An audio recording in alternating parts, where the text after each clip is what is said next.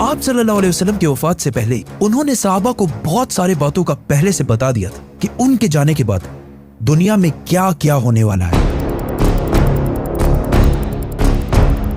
एक दिन हजरत उमर रज़ी अल्लाह तआला अन्हु बाकी सहाबा के साथ आप सल्लल्लाहु अलैहि वसल्लम के पास मस्जिद नबवी में बैठे हुए थे कि अचानक एक बहुत ही रोबदार और हैंडसम आदमी मस्जिद में दाखिल हुआ। उनके कपड़े एक्सट्रीमली व्हाइट और बाल बिल्कुल ब्लैक थे। उस दिन से पहले उन्हें मदीना में किसी ने भी नहीं देखा, मतलब वो मदीना के रहने वाले नहीं थे और उनके कपड़ों और बालों से बिल्कुल ऐसा नहीं लग रहा था कि वो कहीं दूर से ट्रेवल करके मदीना आए।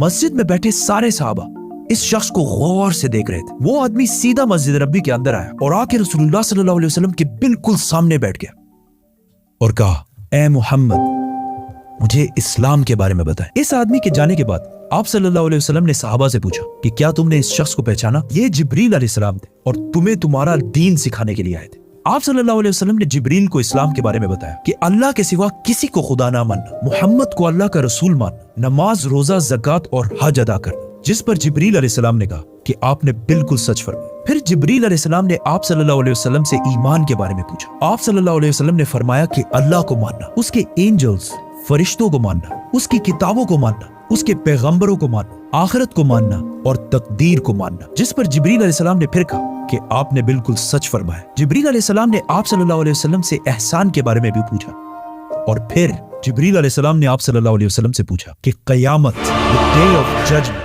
कब आएगी? जिस पर आप सल्लल्लाहु अलैहि वसल्लम ने कहा कि जितना आपको पता है सिर्फ उतना ही मुझे पता है, मतलब क़यामत के दिन का अल्लाह के सिवा किसी को भी नहीं पता। जिब्रील अलैहिस्सलाम ने यह सुनने के बाद फरमाया कि मुझे उस दिन के बारे में कुछ निशानियां बताएं। अब तक इस डिस्कशन में जितनी भी बातें हुई उन सब को आप सल्लल्लाहु अलैहि वसल्लम पहले भी एक्सप्लेन कर चुके, क्योंकि ये वाकया आप सल्लल्लाहु अलैहि वसल्लम की वफात से कुछ ही अरसे पहले हुआ था, जब ऑलमोस्ट सारा कुरान नाजिल हो चुका था। लेकिन इसके बाद जो आप सल्लल्लाहु अलैहि वसल्लम ने क़यामत की निशानियां बताई, वो इससे पहले किसी को भी पता नहीं थी और इन निशानियों का ताल्लुक सहाबा से ज्यादा हमसे है, क्योंकि जो निशानियां आप सल्लल्लाहु अलैहि वसल्लम ने बताई वो सहाबा ने अपनी जिंदगी में पूरे होते नहीं देखी, बल्कि वो निशानियां आज हम देख रहे हैं। Which means जिब्रील अलैहिस्सलाम सिर्फ सहाबा को नहीं बल्कि आज के मुसलमानों को भी क़यामत की बहुत इंपॉर्टेंट निशानियां सिखाना चाहते थे। आप सल्लल्लाहु अलैहि वसल्लम ने जिब्रील अलैहिस्सलाम को जवाब दिया कि जब एक लौंडी अपने मालकन को जन्म देगी, जिसको बहुत सारे स्कॉलर्स समझते हैं कि जब औलाद अपने वालिदैन को गुलाम समझेगी, और जब ये नंगे पैर गरीब शेफर्ड्स, चरवाहे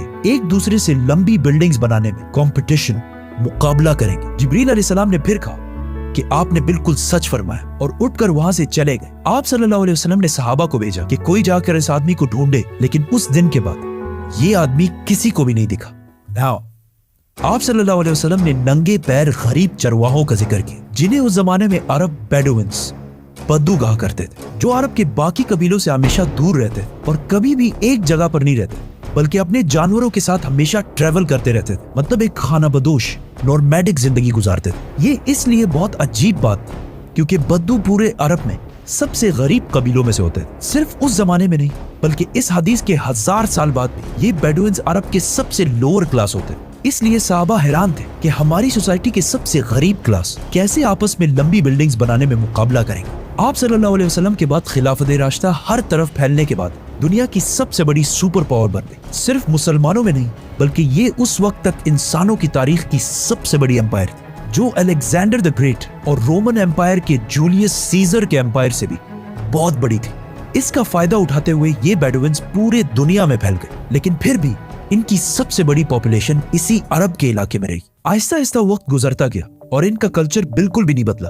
ये बेडुइन्स उसी तरह अपनी जिंदगी गुजारते रहे। आखिर 1000 साल बाद उस्मानिया खिलाफत के आखिरी जमाने में दुनिया पुराने तरीकों से एक नई इंडस्ट्रियल एज की तरफ बढ़ने लगी, तो आखिर उस्मानी खलीफा सुल्तान अब्दुल हमीद ने मुसलमानों को भी मॉडर्न दुनिया की तरफ लाने के लिए बहुत स्ट्रॉन्ग रिफॉर्म्स की और पूरी एम्पायर में बहुत सारे प्रोजेक्ट शुरू किए, जिसमें इस्तांबुल से मदीना तक एक ट्रेन भी बनाई गई। लेकिन इस ट्रेन के रास्ते में हमेशा एक बहुत बड़ी रुकावट थी, यही बेडुइन्स, क्योंकि इन्हीं बेडुइन्स ने इससे बहुत साल पहले 1757 में 20,000 हाजियों को शहीद भी किया था, जिसके बाद उस्मानिया सल्तनत इनके कल्चर को चेंज करने लगी और इन्हें खानाबदोश नॉर्मैडिक जिंदगी से एक परमानेंट इलाके में सेटल करने की कोशिश की। लेकिन बेडुइन कबीले उस्मानिया सल्तनत के इन रिफॉर्म्स से बिल्कुल भी खुश नहीं थे और आखिर सऊदी अरब के पहले बादशाह इब्ने सऊद ने बेडुइन्स को यूनाइट करके ऑटोमन एम्पायर के खिलाफ एक फौज बनाई और फिर ब्रिटिश की मदद से इस पूरे इलाके को फतह कर लिया, जिसे आज हम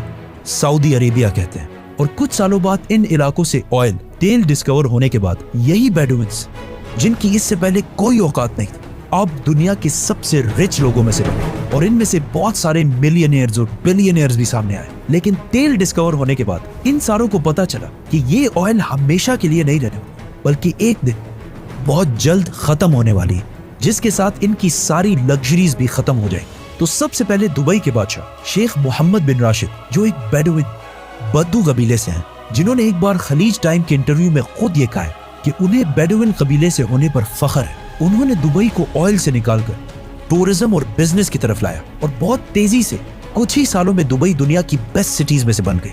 और फिर कुछ सालों बाद दुनिया की सबसे लंबी बिल्डिंग बुर्जुल खलीफा भी दुबई में बनाई गई। ये अब तक इंसानों की बनाई हुई सबसे बड़ी बिल्डिंग थी। इससे पहले एक जमाने में, आज से 4500 साल पहले, इजिप्ट में फिरौनों के बनाए हुए pyramids, specifically the pyramid of Giza, इंसानों की बनाई हुई सबसे बड़ी बिल्डिंग और दुनिया की सबसे बड़ी बिल्डिंग होने का ये टाइटल इस पिरामिड के पास 3800 साल तक रहा।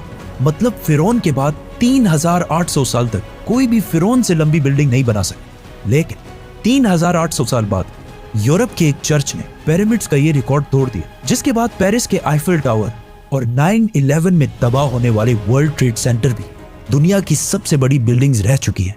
इसके बारे में फिर हम बात करेंगे, तो सब्सक्राइब।